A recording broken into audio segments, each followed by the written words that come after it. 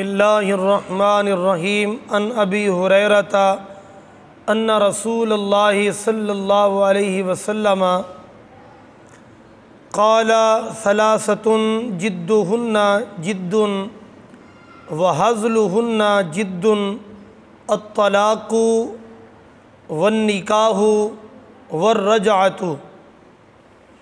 امام اعظم ابو حنیفہ علیہ رحمۃ اللہ تعالیٰ نے اپنی مسند کے اندر کتاب الطلاق کے اندر پہلا باب باب الحزل فی الطلاق کے اندر حدیث نمبر یہ ہے 285 نمبر حدیث پاک ہے، سیدنا ابو ہریرہ رضی اللہ تعالی عنہ سے روایت ہے، فرماتے ہیں رسول اکرم صلی اللہ علیہ وسلم نے ارشاد فرمایا، تین چیزیں ایسی ہیں جو سنجیدگی میں ہیں اور مذاق کے اندر بھی وہ سنجیدگی ہی شمار کی جائیں گی، یعنی اس میں کوئی فرق نہیں ہے کہ اگر کوئی کہے کہ میں نے مذاق میں کہی ہے تو حکم اور ہو، اور کہے کوئی سنجیدہ ہو کر میں نے یہ کہی ہے تو حکم اور ہے، بلکہ تین چیزیں ایسی ہیں کہ آپ سنجیدہ حالت میں کہیں تو بھی اس کا حکم لاگو ہوگا، مذاق میں کہیں تو بھی گویا کہ آپ نے سنجیدگی میں کہی ہیں تب بھی ان کا حکم لاگو ہوگا۔ وہ تین چیزیں کون سی ہیں؟ آقا کریم صلی اللہ علیہ وسلم نے ارشاد فرمایا، الطلاق، پہلی چیز طلاق ہے، یعنی اگر کسی نے دل لگی کرتے ہوئے مذاق کرتے ہوئے کہہ دیا اپنی بیوی کی طرف نسبت کرتے ہوئے کہ تجھے طلاق ہے، ایک کہے دو کہے تین جو بھی کہے طلاق ہو جائے گی، یہ اس کا عذر نہیں مانا جائے گا کہ وہ کہے جی میں نے تو دل لگی کی تھی، میں نے تو مذاق کی ہے، یا میرا ان الفاظ کے کیا اثرات مرتب ہوں گے میری اس پر نظر نہ تھی، یہ عذر نہیں مانا جائے گا، کیونکہ یہ لفظ صریح لفظ ہے جس کا معنی جدائی ہے، جس کا معنی اپنے نکاح کی قید سے رہائی دینا ہے۔ اس کے اندر آپ کی نیت ہونا نہ ہونا ضروری نہیں، مانا جائے گا کہ وہ کہے جی دل لگی گئی ہے، میں نے تو مذاق کیا ہے، سنجیدہ ہو کر میں نے یہ طلاق نہیں دی۔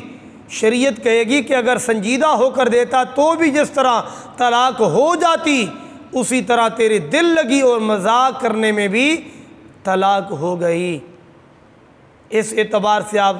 سمجھیں کہ وہ ہمارے بھائی جو وہ ڈرانے دھمکانے کی نیت سے اس طرح کہہ دیتے ہیں انہیں پتہ بھی نہیں ہوتا کہ یہ چیز واقع ہو چکی ہے۔ اسی طرح فلموں اور ڈراموں کے اندر بھی بکثرت یہ چیزیں دیکھنے میں آتی ہیں کہ اگر اتفاق سے میاں بیوی ہیں اور وہاں پہ وہ رول کرتے ہوئے اگر وہ کہہ دیتے ہیں کہ جی ہم تو ڈرامہ کر رہے تھے، الفاظ صریح ہیں کہ میں نے طلاق حقیقت میں نیت کر کے نہیں دی جی، لیکن کہہ دیا اپنی بیوی کی طرف نسبت کر کے کہ تجھے طلاق ایک کہی دو کہی یا تین کہیں، جس طرح سے بھی طلاق واقع ہو جائے گی۔ تو لہٰذا دوسری چیز آقا کریم نے فرمایا والنکاح، نکاح اگر کوئی مذاق میں بھی کرتا ہے تو نکاح ہو جاتا ہے۔ مثلا دو آدمی عاقل بالغ مسلمان بیٹھے ہیں گواہ کے طور پر، اور آپ نے ان کو گواہ بناتے ہوئے دل لگی مذاق کرتے ہوئے آپ نے کہا کہ اتنے حق مہر کے عوض میں آپ کے ساتھ نکاح کرتا ہوں، یا وہاں سے سامنے سے آیا کہ اتنے حق مہر کے عوض میں اپنے آپ کو آپ کے سپرد کرتی ہوں نکاح کے حوالے سے، اور اس نے مذاق کے اندر کہا میں قبول کرتا ہوں یا میں نے قبول کیا، نکاح ہو گیا۔ تو نکاح کرنے میں بھی اگر ہنسی مذاق کی دل لگی کی یا سنجیدہ ہو کر کیا، ہر حالت میں نکاح بھی ہو جائے گا۔ اور تیسری چیز والرجعۃ، اگر ایک طلاق دی ہے کسی نے، دو طلاق دی ہے اپنی بیوی کو، تین نہیں دی، تو ایک کے بعد دو کے بعد رجوع کا حق ہوتا ہے کہ آدمی چاہے تو رجوع کر لے، دوبارہ اسے اپنے پاس رکھ لے اور اب حدود قیود کا خیال کرتے ہوئے زندگی گزاریں آپ، کیونکہ تین کے بعد گنجائش نہیں ہے، اور وہ چاہے تین آپ اکٹھی دیں یا الگ کر کے ایک ایک کر کے دیں، تین تین ہوتی ہیں۔ اب ایک یا دو کے بعد تو کیونکہ رجوع کا حق ہوتا ہے، مذاق کی، حقیقت میں رجوع کرنا نہیں چاہتا تھا،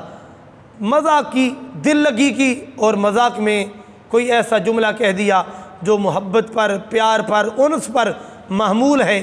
یا ایسے ہی کہہ دیا میں نے تو اس سے رجوع کیا، رجوع ہو گیا، بعد میں کہتا پھرتا ہے جی میں نے تو مذاق کیا ہے، میں نے تو ایسے دل لگی کی ہے، میری تو رجوع کرنے کی کوئی نیت ہی نہ تھی۔ تو میرے آقا کریم صلی اللہ علیہ وسلم نے ارشاد فرمایا، تو میں نے عرض کیا یہ مسند امام اعظم ہے، کتاب الطلاق ہے، اس کی یہ پہلی حدیث ہے، اور حدیث نمبر 285 ہے۔ میرے آقا کریم فرماتے ہیں تین چیزیں سنجیدگی میں تم نے دیں